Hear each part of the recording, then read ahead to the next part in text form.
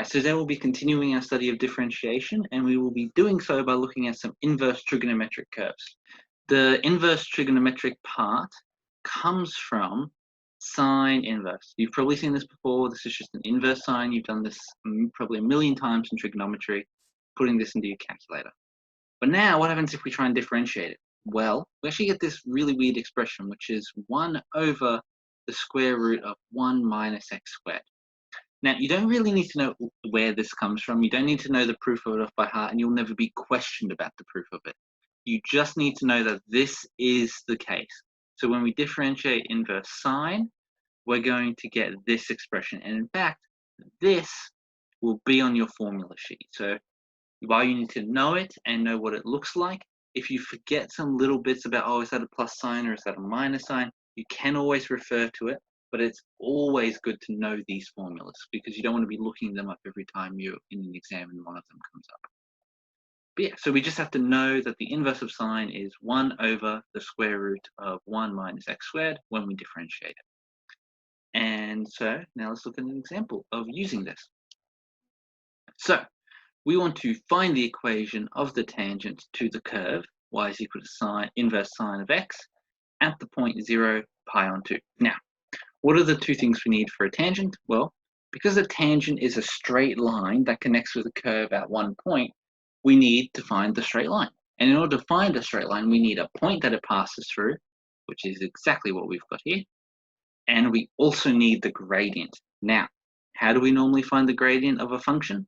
We differentiate it, and then we substitute in the values for that point, and that gives you the gradient at that point, which is something you should be very familiar with by now. So now if we want to find the gradient, let's do that. So in order to find the gradient, we start with y is equal to sine minus 1, because that's our function. So now let's differentiate our function. So using the formula that we just learned on the previous slide, the derivative of this is going to be 1 over the square root of 1 minus x squared. And so now, in order to find the gradient of the tangent at this point, we're going to have to substitute in the 0.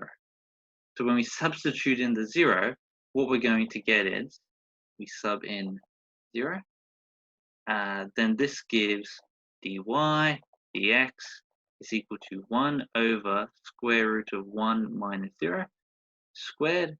That 0 squared just stays 0, so we're not subtracting anything. So it's going to be 1 over square root of 1, and square root of 1 is just 1. So this whole fraction just becomes 1. So that's actually a really easy gradient, because it just means we have a gradient of 1. So now, if we want to make the equation, this bit should be nothing new. This should all just be stuff you've been over through a bunch of times before. What we're going to do is we're going to use the 2-point formula. Sorry, not the 2-point formula, the point gradient formula. And so that is y minus y1 is equal to m outside of x minus x1. It's where our x1 and our y1 come from this point, which I'll clear up a bit. And the m is just the gradient we found. So this becomes y minus our y value, which is pi on 2, equals to 1, which is our gradient, brackets x minus 0, because that's our x value. And so that becomes y minus pi on 2 equaling to, that doesn't matter because that's just 0. 1 times x is just x. So we get y minus pi on 2 is equal to x. One last step. Y is equal to x plus pi on 2. That way we have our y by itself. And now we've got our gradient, which is 1, and our y-intercept, which is pi on 2. So that is the equation of our tangent at the point 0 pi on 2 for y is equal to sine x. So this is really easy. We just had to use the formula, and then we just had to use this formula here for the derivative, and then it's just working through the rest of it. You don't need to know anything else about this formula other than how to use it in these sorts of situations. So it's actually really easy to learn. Now, there is a little bit of an exception to this rule, and that is if we have something divided by this x. So sorry, something dividing this x. So this a value is just a constant. It can be any constant it wants. It could be a whole number like 2, 3, 4. It could be a decimal, it could be negative, or it could be a fraction. And we'll look at some examples. But the only difference is that if we are dividing by something here, instead of having 1 squared, it's just whatever we're dividing by squared. And importantly, it's what we're dividing by, not what is out the front of the fraction. So if this was, say, 2x, we would actually be dividing by a half, which acts to double it. We wouldn't be doing 2 squared, it would be a half squared. So let's look at some examples of how to use this formula. So if we want to differentiate sine minus 1, x over 3, then the derivative of this is just going to be 1 over square root, and now we're just squaring the thing that's dividing, which is our 3. So that's 3 squared minus x squared. So that becomes 1 over square root of 9 minus x squared. And because of this minus sign, we can't actually really simplify this anymore, unless we were to split this up, but this is about as simple as it gets. That's only going to complicate things more. So that is how we use that for sine.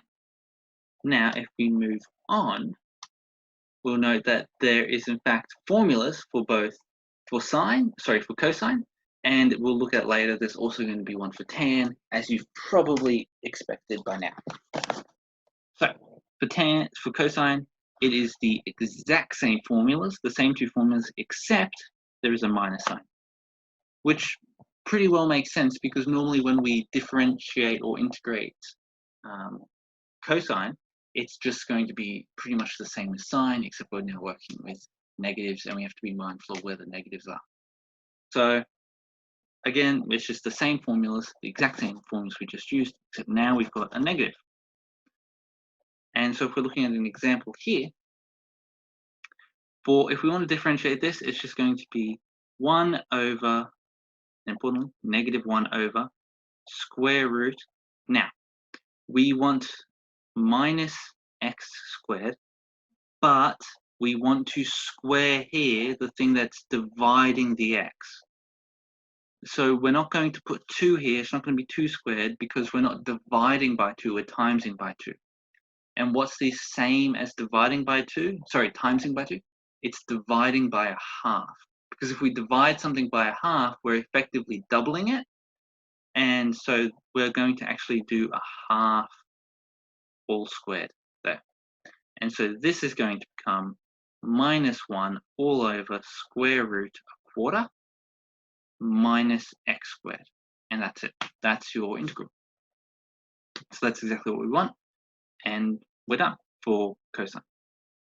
Now moving on, looking at tan, the rule is really similar, but just slightly different. It is equal to 1 over 1 plus x squared for the base case, or we replace that one and this one with a, except this bottom one's actually a squared. So it's really similar, except now we don't have a square root on the bottom, and we're including a on top, not 1, and we're also adding in the middle. So if you just pay attention to those few little things, you should be fine. But again, if you forget these formulas or you start mixing them up in your head, or you don't remember if it's the sine or the cosine that has the negative sign, these are on the formula sheet, so feel free to refer to them in exams, but it's always better to know them. That way you don't have to refer to them. So if we try and differentiate this, then when we differentiate this, it's just going to be a on top, which is 5, because we're dividing by 5, all over a squared, which is 5 squared, plus x squared, which is just x squared in this case. And so this is our derivative. And so if we simplify this, this is going to be 5 over 25 plus x squared. And you're done. And just like with the sine example, with each of the cosine and the tangent examples that are both inverse, we can then find tangents to these curves. I know the tangent of the inverse tangent, it sounds a bit weird, but we can find tangents to the curves. We can use them to find derivatives for any curve like this. We might have to use the product rule or the quotient rule involving these. You just have to treat these like your normal differentiation. So we use the same things with logs and exponentials. These are just another tool that you'll be asked to differentiate throughout. And again, just like everything else you do in differentiation, it's just a matter of learning the formula and the method, and then you'll be fine. And again, these are on the formula sheet, so if you really forget, you can always look there for them. Anyway, I hope this lesson was helpful, and I hope to see you guys next time.